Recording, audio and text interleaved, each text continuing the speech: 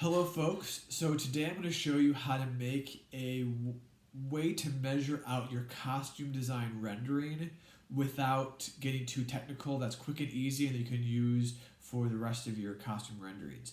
So this can fit any size of paper. So right now I have an 8 by 11, but if you have a larger sheet or a smaller sheet, this applies to anything. So it's really helpful to kind of make it in your own size. So you just kind of show the top and the bottom of where you want the figure to stand. So I just kind of show where I want the top, where I want the bottom.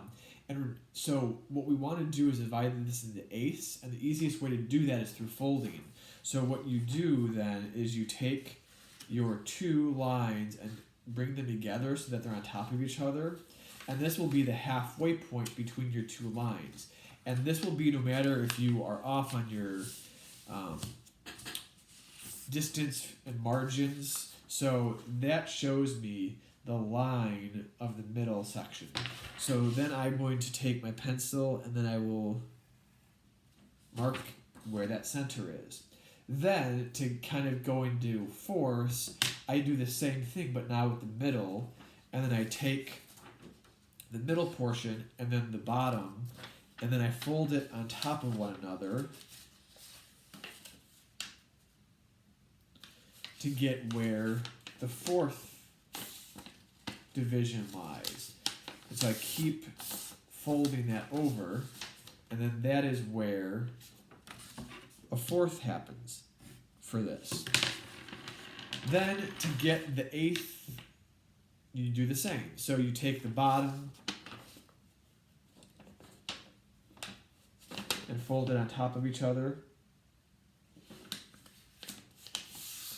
and then you get your eighth area of your rendering. Then you keep going all the way through, and then you're going to have a folded piece of paper and all these markings that have where the eighth version of this figure you want to draw will be. So make sure it's the distance that you want, make sure it's the height you want, because then you're going to, all this paper is to show distance for the heads. That's all it is. And so then you'll eventually take your paper and use it to mark out the other rendering. So this is a tool and not to be used for the actual rendering. So you have this early on and then you use it to show where each figure will be. So that's how you make your measuring for any size paper for a costume rendering.